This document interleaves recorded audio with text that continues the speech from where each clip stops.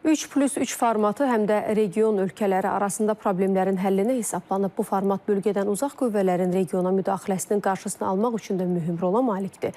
Bu fikirləri millət vəkili Rasim Musabəyev deyib. O, 3 il əvvəl ortaya qoyulan 3+3 formatının reallaşmasına olan maneələrdən də bəhs edib. Çətinliklər var Gürcüstanın iştirakı ilə. Onlar ki, Rusiya ilə onun diplomatik əlaqələri yoxdur.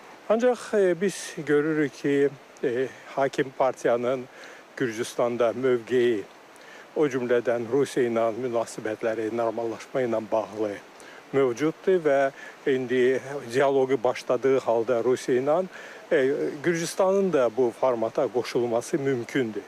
Ona görə ki, burada ziddiyyətlər təkcə Gürcüstanın Rusiya ilə deyil, Ermənistanın Azərbaycanla da diplomatik əlaqələri yoxdur. Biz hələm sülh müqaviləsini imzalamamışıq və eyni zamanda Ermənistanın Türkiyə ilə xeyli problemləri var.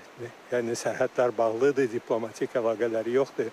Və əslində 3+3 format problemlərin həlli üçün də hesablanıb.